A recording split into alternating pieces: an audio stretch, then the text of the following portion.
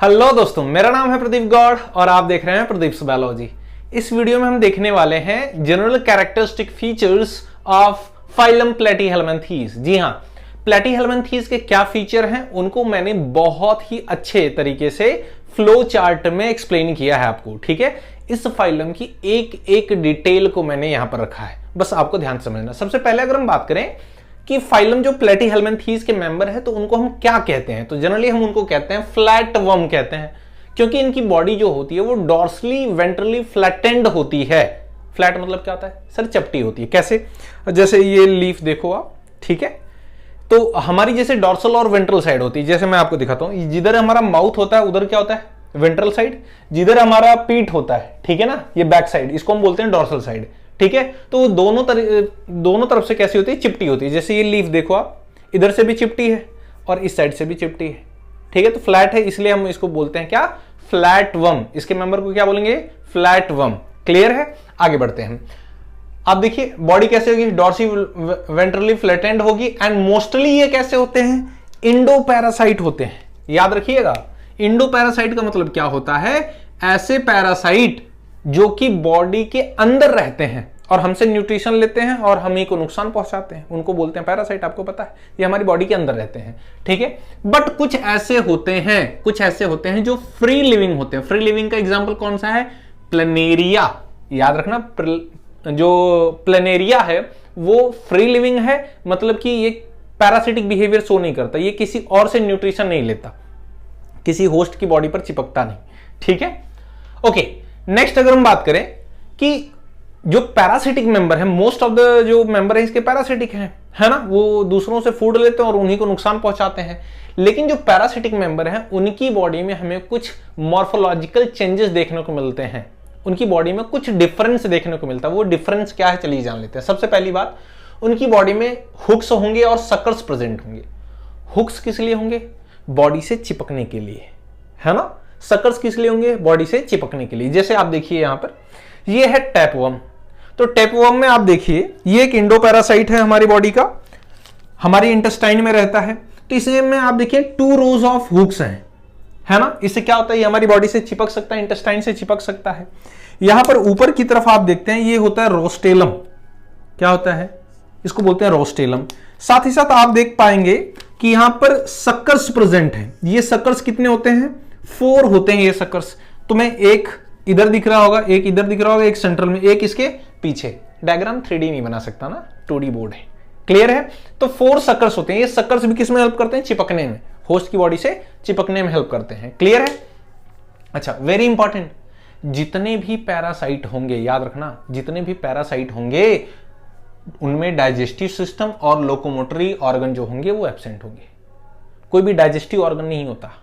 क्यों? क्योंकि ये जो होस्ट होता है जिसकी बॉडी में ये रहते हैं उससे डायरेक्ट न्यूट्रिशन ले लेते हैं। ठीक है, और कोई लोकोमोटरी ऑर्गन भी नहीं होता, जैसे फ्लैजिला वगैरह हो गया, मूवमेंट के लिए कोई भी ऑर्गन नहीं होता, जरूरत ही नहीं। क्यों?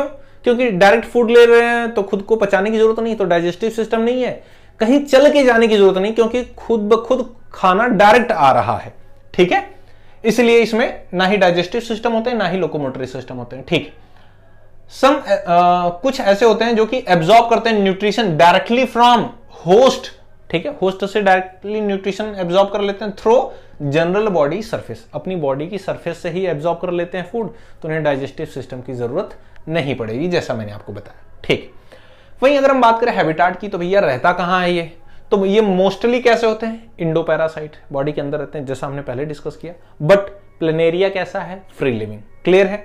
अच्छा, लेवल ऑफ ऑर्गेनाइजेशन है ऑर्गन लेवल का। याद रखिए, पहली बार ऑर्गन लेवल का ऑर्गेनाइजेशन यहां पर बना, यानी पहली बार जो ऑर्गन बना वो किसमें बने? प्लेटीहेल्मिन्थीज में। ठीक है, इससे पहले किसमें था? आप देखेंगे सिलेंट्रेटा और टीनोफोरा में कैसा था? टिश्यू लेवल का। और पोरीफेरा में कैसा था? सेलुलर लेवल का। बॉडी प्लान की बात करें तो ब्लाइंड सैक होता है, एक ही ओपनिंग होती है, एनस नहीं होता। जर्म लेयर की बात करें तो ट्रिप्लोब्लास्टिक होगा। ठीक है, ट्रिप्लोब्लास्टिक का मतलब क्या हुआ? इक्टोडर्म होगी, मेसोडर्म होगी और इंडोडर्म होगी। इन तीनों ही जर्मिनल लेयर से ही पूरी बॉडी बनी होती है। क्लियर है? सिमेट्री की बात करें तो बायलेटरल सिमेट्री होती है, मतलब एक ही प्लेन से कट करने पर बॉडी डिवाइड होगी, अदरवाइज किसी भी आप एंगल से कट करेंगे तो बॉडी 2 इक्वल पार्ट में डिवाइड नहीं होगी। सिलोम की बात करें तो एसिलोमेट होता है, यहां पर भी कोई कैविटी प्रेजेंट नहीं होती, डाइजेशन की बात करें तो इनकम्प्लीट होता है, एनस नहीं होता। एक्सक्रीशन की बात करें, एक्सक्रीटरी सिस्टम जो है वो एब्सेंट होगा, लेकिन जो एक्सक्रीशन है वो फ्लैम सेल की हेल्प से होता है। ये याद रखना बहुत ही इंपॉर्टेंट है, बहुत ज्यादा पूछा जाता है। फ्लैम सेल इनमें प्रेजेंट होती है जिनकी हेल्प से एक्सक्रीशन होता है। फ्लेम सेल का ही दूसरा नाम क्या है? प्रोटोनेफ्रिडिया, या फिर आप इन्हीं को कह सकते हैं सोलेनोसाइट्स। क्लियर है? हर एक नाम याद रखना आप। रेस्पिरेशन की बात करें तो रेस्पिरेशन नहीं होता है इनमें, रेस्पिरेटरी ऑर्गन मतलब नहीं होता, रेस्पिरेटरी ऑर्गन नहीं होता। सर्कुलेटरी ऑर्गन नहीं होता, सर्कुलेटरी सिस्टम नहीं होता। ठीक है, रेस्पिरेशन जो होगा मतलब कोई भी अगर रेस्पिरेटरी सिस्टम नहीं है, सर्कुलेटरी सिस्टम नहीं है, तो मतलब समझ लेना जनरली बॉडी सरफेस के थ्रू होगा। ठीक है, सेगमेंटेशन जो है वो नहीं होता। नर्वस सिस्टम की अगर हम बात करें, ठीक है, तो यहां पे जो नर्वस सिस्टम है आप देखते हैं ये डबल, ठीक है, नर्वस सिस्टम कैसा होगा? डबल वेंट्रल नर्व कॉर्ड होती है। ठीक है, डबल वेंट्रल नर्व कॉर्ड होती है, इनमें देखने को मिलती है। जैसे प्लेनेरिया में आप देखेंगे, यहां पर देखिए ये प्लेनेरिया का डायग्राम बनाया गया है। ये कैसा था प्लेनेरिया? फ्री लिविंग था सर, पैरासिटिक नहीं था। ठीक है, यहां पर आप देखिए आई स्पॉट्स प्रेजेंट है। ये जनरली आई नहीं है, ठीक है, ये आई स्पॉट्स है, सेंसिटिव होती है ये। ठीक है, और यहां पर आप देखेंगे गैंग्लिया प्रेजेंट होती है। इन गैंग्लिया से बहुत सारी नर्व निकलती है। ठीक है, गैंग्लिया एक्चुअल में क्या होते हैं? Group of साइटोन। ठीक है सर, नहीं समझ में आ रहा है, जब आपको न्यूरॉन पढ़ाऊंगा, ठीक है, तो न्यूरल कंट्रोल एंड कोऑर्डिनेशन, तो वहां से समझ में आएगा। फिलहाल अभी समझिए कि बहुत सारे जो न्यूरॉन होते हैं इनके साइटोन को, सेल बॉडी को हम क्या बोलते हैं? ग्रुप ऑफ साइटोन को हम क्या बोलते हैं? गैंग्लिया। यहां से बहुत सारी नर्व निकलती हैं और दो पार्ट बनाती हैं, दो नर्व कॉर्ड बनाती हैं। देखिए यहां पे तो ये वेंट्रल साइड होगा, इसलिए बोला वेंट्रल नर्व कॉर्ड। ये जो ब्लू कलर की आप लाइनिंग देख पा रहे हैं, और इसमें एक ही माउथ होता है, यहीं से फूड इंटर करता है। और ये जो रेड कलर की आप देख पा रहे हैं इसको बोलते हैं गैस्ट्रोवेस्कुलर कैविटी। गैस्ट्रो मतलब क्या होता है? स्टमक, यानी फूड का डाइजेशन भी यहीं पर हो रहा है। वेस्कुलर मतलब क्या? वेस्कुलर सिस्टम की तरह काम करेगा, यानी सर्कुलेशन भी यहीं पर हो रहा है, इसलिए इसमें डाइजेस्टिव सिस्टम अलग से नहीं होता। क्लियर है? ब्लाइंड साइड बॉडी होती है। ओके, आगे देखिए बच्चों, आगे देखिए आप, हमने नर्वस सिस्टम पढ़ लिया। सेक्स की बात करें तो ये बाइसेक्सुअल होता है, मतलब मेल और फीमेल एक में ही होता है इनमें, और रिप्रोडक्शन की जो कैपेसिटी होती है वो बहुत ज्यादा होती है, याद रखना। ठीक है, अब सपोज करो अगर ये बाइसेक्सुअल क्यों है? एडाप्टेशन भी है एक तरीके का। जैसे सपोज करो कोई पर्सन है, अगर उसमें कोई फ्लैट वर्म प्रेजेंट है, प्लेटीहेल्मिन्थीज है, सपोज करो वो मैं हूं और आप, हम दोनों की बॉडी में फ्लैट वर्म प्रेजेंट है, तो मेरी बॉडी में जो है वो मेल वाला है, आपकी जो बॉडी में है वो फीमेल वाला फ्लैट वर्म प्रेजेंट है। अब आ तो गया, वो खाना वाना खाएगा, ठीक है, हमसे न्यूट्रिशन लेगा, हमको नुकसान पहुंचाएगा। लेकिन जब बात होगी रिप्रोडक्शन करने की, तो अब मेरी बॉडी से तो डायरेक्ट आपकी बॉडी में जा नहीं सकता। ठीक है, तो इससे क्या होगा? उसकी लाइफ स्पैन कम हो जाएगी ना, वो मर सकता है। ठीक है, तो अपनी पॉपुलेशन बढ़ाने के लिए उसने एडाप्टेशन क्या किया कि अपनी ही बॉडी में, एक ही बॉडी में मेल और फीमेल दोनों तरह के सेक्स ऑर्गन को उसने पॉजेस किया। ठीक है, जिससे क्या हुआ?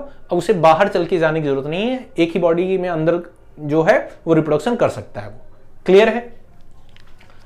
रिप्रोडक्शन की बात करें, एसेक्सुअल सिर्फ प्लेनेरिया में होता है, सेक्सुअल मोस्टली होता है। जितने भी मेंबर होते हैं उनमें ज्यादातर केस में सेक्सुअल रिप्रोडक्शन होता है, मतलब स्पर्म और ओवा बनेंगे, आपस में फर्टिलाइज करेंगे।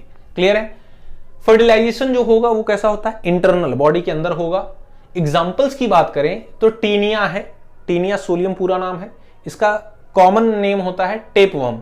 फैसियोला पूरा नाम है फैसियोला हिपैटिका, मतलब लीवर फ्लूक। हिपैटा मतलब क्या होता है? लीवर, है ना, तो इसको हम बोलते हैं कॉमनली लीवर फ्लूक। प्लेनेरिया जो है वो फ्री लिविंग है, इसको याद रखना। प्लेनेरिया कैसा है?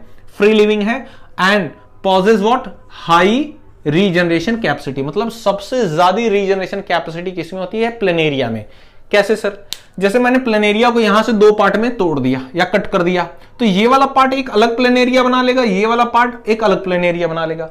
फिर मैंने इस पार्ट को भी दो टुकड़ों में तोड़ दिया या काट दिया, तो अब यहां पे तीन प्लेनेरिया बन जाएंगे। यहां से एक प्लेनेरिया बन जाएगा, यहां से एक प्लेनेरिया, यहां से एक प्लेनेरिया। हाईएस्ट रीजनरेशन पावर होती है इसमें। ठीक है, रक्त बीज की तरह काम करता है। ओके, ध्यान से समझिए एक बात और। क्या सर? ये जो टीनिया सोलियम और फैसियोला हिपैटिका है, ये इंडो पैरासाइट है। कैसे हैं? इंडो पैरासाइट, मतलब बॉडी के अंदर रहते हैं और नुकसान पहुंचाते हैं। लेकिन प्लेनेरिया जो है वो इंडो पैरासाइट नहीं है। क्लियर है? आई होप सो आपके सारे डाउट क्लियर हुए होंगे। अगर किसी पर्टिकुलर टॉपिक में डाउट है, कमेंट सेक्शन में मेंशन करिए, मैं उस पर्टिकुलर टॉपिक पर वीडियो बनाकर आपको प्रोवाइड कर दूंगा। बाकी मिलते हैं आपसे नेक्स्ट वीडियो में एक नई इन्फॉर्मेशन के साथ। तब तक के लिए जय हिंद।